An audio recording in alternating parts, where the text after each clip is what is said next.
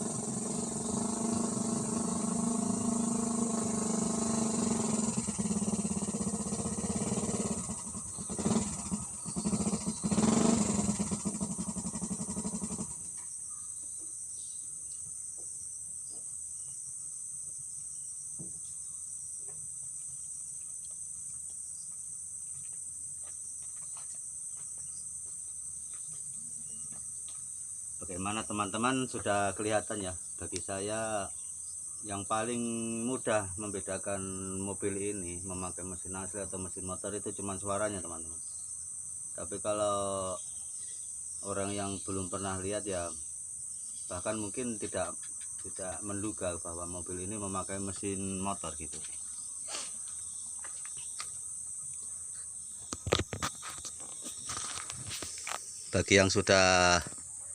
Bagi yang perhatian mungkin yang merasa lah, ini kok suaranya kok gini, berarti mesinnya apa dipakai gitu mungkin. Tapi bagi orang yang benar-benar nggak terlalu perhatikan bedanya ya nggak tahu bedanya, dikira pakai mesin mobil, padahal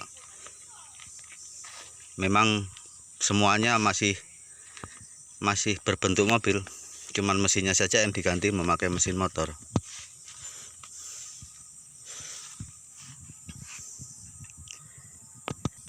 Nah, terus bagaimana cara mengoperasikannya teman-teman? Baiklah, mari kita pelajari supaya tidak menjadi pertanyaan ya, atau menjadi kebingungan. Kita mulai praktekan. Jadi tetap seperti biasa teman-teman ya, persneleng mobil tetap dipakai, enggak boleh tidak dipakai, harus dipakai teman-teman. Karena kalau transmisi mobil tidak dipakai, mesin motor tidak akan mampu menarik mobil gitu. Kalau langsung ke gardan mobil itu dia tidak akan mampu. Nah, perubahannya hanya di sini teman-teman. Ini adalah persneleng motor, ini tuasnya, jadi harus dirakit seperti ini, dirakitkan begini, jadi mudah dikendalikan. Karena itu kan ada besinya yang turun ke mesin motor teman-teman ya. Jadi kalau kita oper gigi lewat tuas ini, itu saja bedanya teman-teman. Sementara yang lain nggak ada perubahan, jadi dia tetap, karena ini mesin motor Thunder, jadi dia tetap pakai kopling. Sisa kabel koplingnya kita tarik ke pedal kopling mobil ini. Begitu juga dengan tali gasnya kita tarik ke pedal gas di sini. Yang masih dipakai ya cuma rem mobil ini. Tapi remnya kan sudah manual ya teman-teman, sudah nggak pakai apa istilahnya itu, yang bantuan dari mesin itu sudah nggak ada, jadi ini manual. Karena rem manual itu kalau diinjak biasanya lengket, nggak mau kembali. Jadi saya pasangi per seperti ini teman-teman. Ini untuk narik kembali. Jadi kalau dia diinjak, dia akan naik kembali. Nah, seperti itu teman-teman. Karena dia sudah nggak dapat bantuan angin dari monipol untuk mengembalikan pedal remnya itu. Untuk kontak juga begitu. Kabel kontak motor tinggal disambung, terus kontaknya dipasang di sini ya teman-teman. Kemudian starter tangannya juga seperti itu teman-teman. Ini starter tangan motor ya, saya pindahkan ke sini. Hanya saja mobil ini sudah waktu masih berbentuk motor sudah nggak pakai visor lampu sen ya teman-teman. Jadi akhirnya mobil ini juga nggak pakai lampu sen, cuma kalau lampu utama tetap dipakai.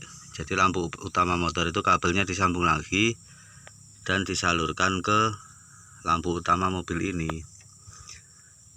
Cukup mudah teman-teman. Kemudian akinya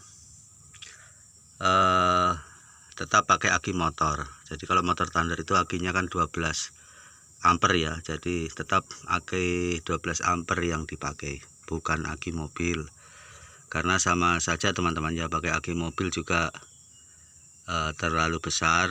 Ini dulu pernah pakai aki mobil, tapi kan aki yang sudah tua, aki bekas gitu, aki sudah lobet-lobetan lah. Terus saya ganti pakai aki motor standar gitu ya, langsung normal kembali. Karena memang mesinnya mesin motor, jadi nggak terlalu berat ya untuk muter dinamo starternya gitu teman-teman. Nah, oke teman-teman, mari kita coba praktekkan cara mengemudikan mobil bermesin motor ini.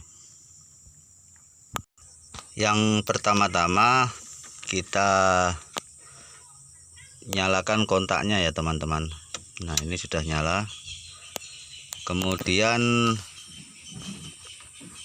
kita tinggal tekan starter tangan ini starter tangan motor sebenarnya teman-teman ya. Nah, setelah itu seperti mobil biasanya kita kopling, baru kita masukkan gigi motornya terlebih dahulu, baru kemudian gigi mobil.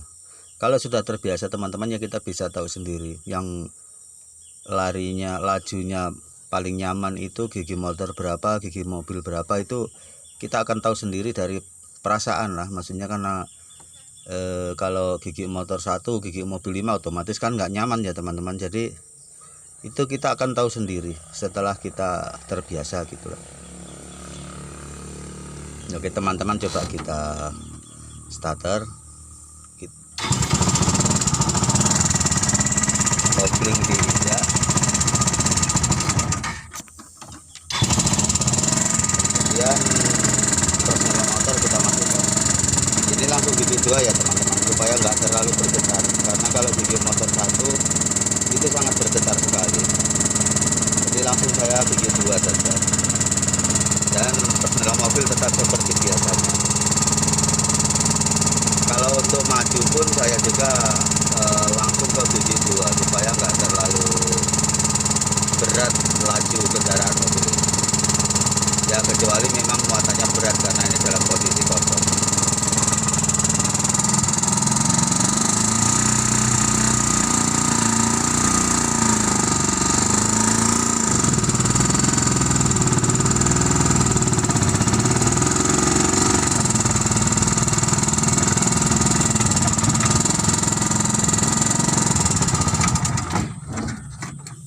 Nah, cukup mudah kan teman-teman. Bisa dibilang sama lah seperti mobil biasa, hanya saja dia mendapat tambahan untuk persneling motor, itu saja teman-teman. Dan soal kecepatan maksimalnya ini hanya bisa sampai 40-an kilometer teman-teman, lebih sedikit kurang juga sedikit, tergantung dari muatan jalan rata ya teman-teman. Kalau jalan mendaki ini belum pernah mencoba di jalan yang pendakian seperti gunung gitu, paling pendakian hanya sebatas pendakian jembatan. Tapi kalau soal muatan ini biarpun 1 ton masih bisa dipakai untuk memuat berat 1 ton. Dari situ bisa kita ambil kesimpulan ya teman-teman, kalau barang seberat itu masih bisa dimuat di diangkut, kemungkinan kalau untuk mendaki ya kuat teman-teman. Memang kalau untuk soal tarikan masih kuat, hanya saja ini kelemahannya di kecepatan. Jadi kecepatannya hanya mentok sampai di situ teman-teman. Jadi kita nggak bisa ngebut, terasa lama di perjalanan, itu saja. Dan kelebihan selanjutnya yaitu bensinnya irit. Ini iritnya ya bisa dibilang 50% atau separuhnya kalau kita pakai mesin mobil gitulah teman-teman. Nah, oke teman-teman ya, terima kasih telah menyaksikan channel ini. Semoga tadi bermanfaat ya teman-teman, karena nggak susah-susah sih kalau mau mengemudikan mobil mesin motor. Jadi nggak usah takut untuk atau ragu untuk membuat mobil seperti ini kalau teman-teman semua punya mobil mangkrak yang sudah nggak bisa dipakai. Terima kasih teman-teman telah menyaksikan, semoga bermanfaat. Saya akhiri, wassalamualaikum warahmatullahi wabarakatuh.